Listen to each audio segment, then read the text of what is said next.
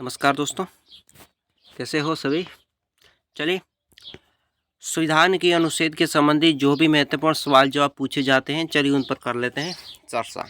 चलिए, सवाल संख्या 1 आपके लिए है।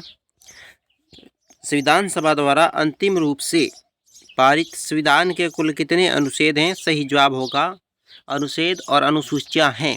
यानी कि संविधान सभा है उसमें दोस्तों अंतिम रूप में दोस्तों जब पारित हुआ था उस समय का पूछा है। उस समय कितने अनुच्छेद और कितनी अनुसूचियां थी? तो उस समय 395 तो अनुच्छेद थे, 8 अनुसूचियां थी। ठीक है, अगला सवाल है आपके लिए। वर्तमान समय में भारतीय संविधान में गणना की दृष्टि से कुल कितने अनुच्छेद और अनुसूचियां थी? वर्तमान समय का पूछा है दोस्तों, भारतीय संविधान की गणना की दृष्टि से कितने अनुच्छेद और कितनी अनुसूचियां थी? तो वर्तमान में दोस्तों 395 अनुच्छेद, 12 अनुसूचियां। अनुसूचियां वर्तमान में कितनी है? 12। जब संविधान लागू हुआ तो उसमें 8 थी और उस समय अनुच्छेद कितने थे? 395। और वर्तमान में कितने हैं? 395। संविधान के अनुच्छेद 1 में भारत को क्या कहा है? भारत को दोस्तों राज्यों का संघ कहा है। क्या कहा है? राज्यों का संघ। अगला सवाल, भारतीय संविधान में कौन सा अनुच्छेद दोस्तों राष्ट्रपति के पद के लिए पुनर्निर्वाचन की योग्यता निर्धारण करता है? राष्ट्रपति पद की पुनः निर्वाचन योग्यता निर्धारण कौन सा अनुच्छेद करता है? अनुच्छेद 57, 57। अगला सवाल है, भारतीय संविधान के किस अनुच्छेद में प्रेस की स्वतंत्रता दी गई है? प्रेस की स्वतंत्रता किस संविधान के किस अनुच्छेद में दी गई है? तो सही जवाब होगा अनुच्छेद के 19 के भाग 1 में। मौलिक अधिकारों के अंतर्गत कौन सा अनुच्छेद बच्चों के शोषण के संबंधित है? मौलिक अधिकार है दोस्तों, उसमें कौन सा अनुच्छेद बच्चों के शोषण के संबंधित है? तो अनुच्छेद 24 और 24। भारत के प्रत्येक नागरिकों का कर्तव्य होगा प्राकृतिक पर्यावरण का संरक्षण है सुधार। ये कथन भारतीय संविधान के किस अनुच्छेद के संदर्भ में है? याद रख लेना कि भारत के प्रत्येक नागरिकों का कर्तव्य होगा, इसमें एक अनुच्छेद है इसमें लिखा हुआ है कि प्राकृतिक पर्यावरण का संरक्षण एवं सुधार।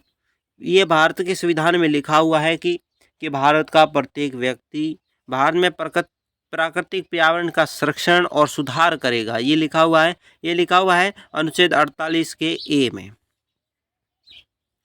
भारतीय संविधान के किस अनुच्छेद में मौलिक कर्तव्य पर चर्चा की गई है? मौलिक कर्तव्य दोस्तों है वो किस अनुच्छेद में है? अनुच्छेद 51 ए में। भारतीय संविधान के अंतर्गत कल्याणकारी राज्य की अवधारणा किस अनुच्छेद में वर्णित है? भारत में संविधान में कल्याणकारी राज्य की अवधारणा किसमें वर्णित है? तो ये है अनुच्छेद 39।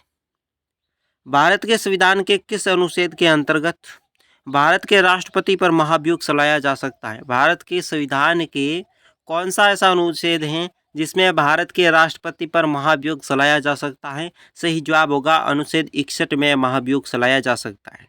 भारत में भारतीय संविधान के किस अनुच्छेद में उपराष्ट्रपति पद का प्रावधान किया गया है? भारत के किस संविधान में भारतीय संविधान के किस 200 अनुच्छेद में भारत के उपराष्ट्रपति पद का प्रावधान किया गया है? ये किया गया अनुच्छेद 63 यानी अनुच्छेद 63 के अंदर।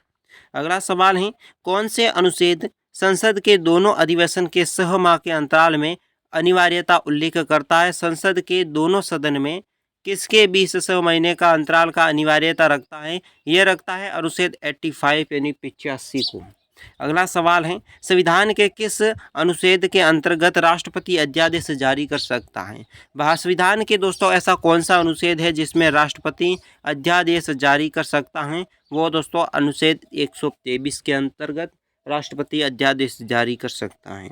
अगला सवाल, संविधान के किस अनुच्छेद में सर्वोच्च न्यायालय के न्यायाधीश पर महाभियोग चलाए जाने का प्रावधान है? भारत के किस अनुच्छेद में सर्वोच्च न्यायालय के न्यायाधीश के महाभियोग चलाने का प्रावधान है? ये प्रावधान अनुच्छेद 123 के अंदर है। अगला सवाल, भारतीय संविधान का कौन सा अनुच्छेद संसद को अंतर्राष्ट्रीय समझौते को लागू करने के लिए विधि निर्माण करने की शक्ति प्रदान करता है? वो अनुच्छेद कौन सा है दोस्तों? वो अनुच्छेद 253 है। भारतीय संविधान के किस अनुच्छेद में के अंतर्गत वित्त आयोग के गठन का प्रावधान है? भारतीय संविधान के किस अनुच्छेद के अंतर्गत वित्त आयोग के गठन का प्रावधान है? अनुच्छेद 280 के अंतर्गत।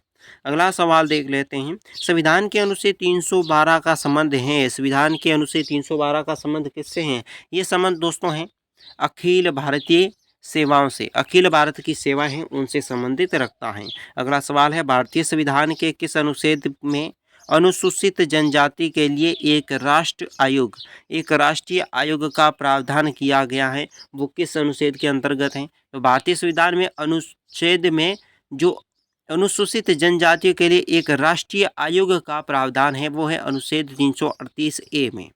अगला सवाल, भारतीय संविधान के किस अनुच्छेद के अंतर्गत हिंदी को राज्य भाषा का दर्जा दिया गया? हिंदी को राजभाषा का दर्जा किस अनुच्छेद के अंतर्गत है? अनुच्छेद 343 के भाग 1 में। अगला सवाल, संविधान के किस अनुच्छेद के अंतर्गत राष्ट्रपति राष्ट्रीय आपातकाल की घोषणा कर सकता है? संविधान के किस अनुच्छेद के अंतर्गत राष्ट्रपति राष्ट्रीय आपातकाल की घोषणा कर सकता है? सही जवाब होगा अनुच्छेद 352। अगला सवाल, संविधान के किस अनुच्छेद के तहत राज्यों में संवैधानिक तंत्र के विफल हो जाने पर राष्ट्रपति शासन लागू किया जा सकता है? इसका सही जवाब होगा अनुच्छेद 356। संविधान के किस अनुच्छेद के आधार पर वित्तीय आपातकाल की उद्घोषणा राष्ट्रपति करता है? संविधान के दोस्तों किस अनुच्छेद के आधार पर वित्तीय आपातकाल की उद्घोषणा कौन करेगा? राष्ट्रपति करेगा। यह अनुच्छेद कौन सा है? अनुच्छेद 360 है। अगला सवाल है, संविधान के मंत्रिमंडल शब्द का एक बार प्रयोग हुआ है, ये कहाँ पर प्रयोग हुआ है? संविधान के मंत्रिमंडल में शब्द का प्रयोग एक बार कहाँ हुआ है? अनुच्छेद 352 में मंत्रिमंडल शब्द मिलता है। अगला सवाल, संविधान के किस अनुच्छेद के अंतर्गत प्रत्येक राज्य मातृभाषा का प्रचार और अनुदेश प्राथमिकता शिक्षा को लागू कर सकता है? इसमें दोस्तों सही जवाब होगा अनुच्छेद 350 ए में। संविधान के किस अनुच्छेद में संविधान के संशोधन की प्रक्रिया का उल्लेख मिलता है? ये प्रक्रिया का उल्लेख अनुच्छेद 368 में मिलता है, 368 में। अगला सवाल, संविधान के किस अनुच्छेद में यह व्यवस्था की गई है कि प्रत्येक राज्य शिक्षा का प्राथमिक स्तर पर मातृभाषा में शिक्षा का प्राप्त सुविधा की व्यवस्था करने का प्रयास करेगा? यह अनुच्छेद 350 में है।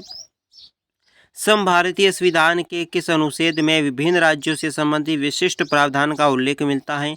यह उल्लेख मिलेगा अनुच्छेद 371 में। अगला सवाल है, भारतीय संविधान के अनुच्छेद 17 में उपबंध किया गया है, क्या किया गया है? अस्पष्टता उन्मूलन का जो है इसमें मिलेगा। भारतीय संविधान के किस अनुच्छेद में राज्य सरकार द्वारा ग्राम पंचायत के गठन का निर्देश देता है? भारत का संविधान के दोस्तों ऐसा कौन सा अनुच्छेद है जिसमें राज्य सरकार में ग्राम पंचायत के गठन का निर्देश आपको मिलेगा? ग्राम पंचायत के गठन करने की प्रक्रिया मिलेगी, वो मिलेगी अनुच्छेद 40 में। अगला सवाल, भारतीय संविधान के किस अनुच्छेद में अनुसूचित जनजाति के लिए राष्ट्रीय आयोग का प्रावधान है? भारतीय संविधान के किस अनुच्छेद में अनुसूचित जाति है, अनुसूचित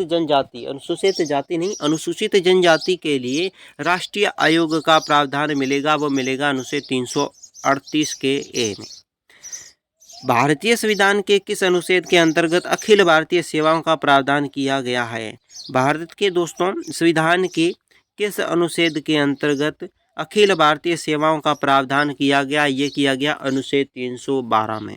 अगला सवाल है, वित्त विधेयक के बारे में विशेष उपबंध किस अनुच्छेद के अंतर्गत किया गया है? वित्त विधेयक के बारे में विशेष उपबंध किस अनुच्छेद के अंतर्गत है? अनुच्छेद 117 में। अगला सवाल है, संसद को संविधान का अधिकार दिया गया है अनुच्छेद 368 में। अगला सवाल है, संविधान को किस अनुच्छेद के अंतर्गत लोक सेवा आयोग के सदस्यों को हटाया जा सकता है? संविधान के किस अनुच्छेद के अंतर्गत लोक सेवा आयोग के सदस्यों को हटा सकता है? अनुच्छेद 317 की। संविधान के किस अनुच्छेद में राज्यों द्वारा प्राथमिक शिक्षा मातृभाषा दिए जाने का प्रावधान मिलेगा? संविधान के किस अनुच्छेद में राज्यों द्वारा प्राथमिक शिक्षा मातृभाषा दिए जाने का प्रावधान मिलेगा? अनुच्छेद 350 के ए में।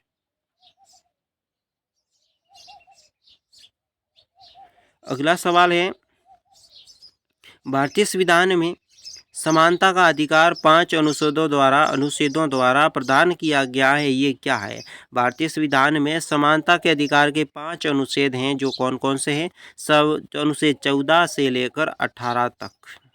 भारतीय संविधान के किस अनुच्छेद के अंतर्गत भारतीय सरकार का दायित्व है कि वह बाह्य आक्रमण, आंतरिक और अशांति से राज्यों की रक्षा करें? ये वर्णन आपको अनुच्छेद 352 में मिलेगा।